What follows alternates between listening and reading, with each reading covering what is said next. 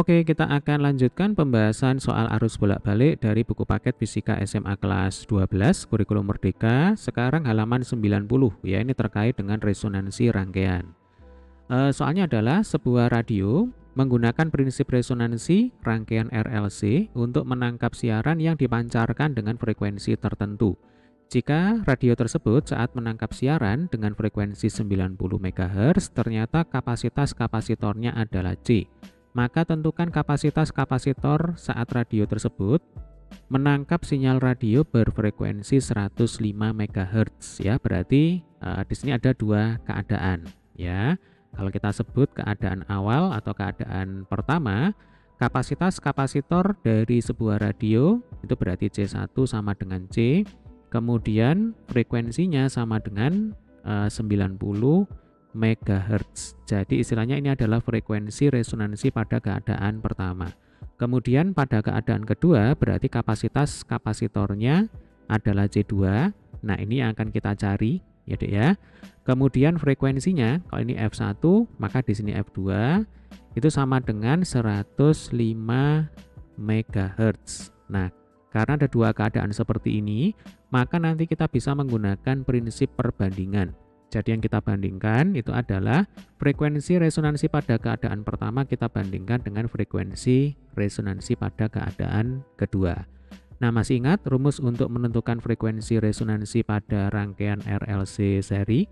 Nah, kalau lupa, ya Dek ya, yang perlu adik-adik lakukan adalah mengingat kembali konsep terjadinya rangkaian resonansi pada RLC seri, yaitu XL sama dengan XC. Jadi ini adalah syarat dikatakan sebuah rangkaian RLC mengalami resonansi. Ya. Nah, prinsipnya seperti ini. Oke. Nah, tinggal kita turunkan. XL itu adalah reaktansi induktif. Kalau XC itu adalah reaktansi kapasitif ya. Untuk XL rumusnya adalah 2Pi kali F kali L. Kemudian untuk XC rumusnya adalah 1/2Pi kali F kali C. Nah, ini tinggal kita kali silang ya Dek ya. Maka 2Pi kali 2Pi itu menjadi 4Pi kuadrat. Lalu di sini kita punya F kali F berarti F kuadrat. Lalu di sini ada L kali C. Nah, ini sama dengan 1 ya. Ingat tujuan kita adalah menemukan rumus frekuensi resonansi. Berarti F kuadrat ya, kita sendirikan di ruas kiri. Ini akan sama dengan 1 dibagi 4Pi kuadrat dikalikan L dikalikan dengan C. Nah, supaya kuadratnya hilang berarti ruas kiri dan ruas kanan harus kita akar ya Dek ya. Berarti F itu sama dengan akar kuadrat dari 1/4Pi kuadrat dikali L dikalikan dengan C ya. Yang bisa keluar dari dalam akar itu adalah 1/4Pi kuadrat. Sebab akar 1/4Pi kuadrat itu sama dengan 1/2Pi. Ya Dek ya. Berarti F itu akan sama dengan 1/2Pi dikalikan dengan akar 1/LC.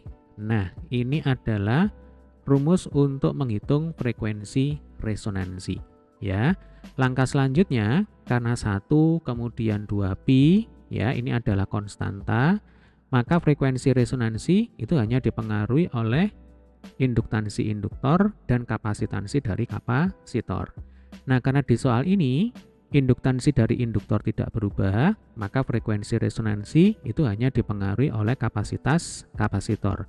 Yang mana dari rumus frekuensi resonansi kita bisa simpulkan bahwa frekuensi resonansi itu berbanding terbalik dengan akar C, ya kan? Jadi frekuensi resonansi berbanding terbalik dengan akar C. Atau kita katakan frekuensi resonansi itu sebanding ya atau berbanding lurus dengan 1 per akar C. Nah, sehingga kalau di sini kita bandingkan F1 banding F2 itu akan sama dengan akar. Nah, ini kita balik C2 banding C1. Karena yang namanya frekuensi resonansi berbanding terbalik dengan akar C. Gitu pemahamannya ya. Oke, selanjutnya kita masukkan angkanya berarti 90 dibagi 105 sama dengan akar C2. Ini yang kita cari per C1. ya, C1-nya sama dengan C. Nah, 90 per 105 ini kalau kita sederhanakan berarti atas dan bawah habis dibagi dengan 15 ya Dek ya. 90 dibagi 15 itu sama dengan 6. Kalau 105 dibagi 15 itu sama dengan 7. Berarti 6 per 7 sama dengan akar C2 per C. Nah, supaya akarnya ini hilang, berarti ruas kiri dan ruas kanan harus kita kuadratkan, ya kan? 6 kuadrat sama dengan 36. 7 kuadrat ini sama dengan 49. Nah, coba ini saya geser aja ya. Jadi 36 per 49 sama dengan C2 per C. Nah, tujuan kita adalah mencari C2. Berarti C2 sama dengan 36 per 49 kali C. Nah, ini nggak cukup ya. Jadi kita tulis di sini aja ya Dek ya. Nah, ini 36 per 49 itu sama dengan C2 per C. Kemudian C2 itu sama dengan 36 per 49 dikalikan dengan C. Nah, ini jawabannya ya. Jadi kalau ditanya berapa nilai kapasitas kapasitor C2 ya, maka jawabannya adalah 36 per 49 kali C1 atau 36 per 49C. Saya tulis ini 36 per 49C gitu ya.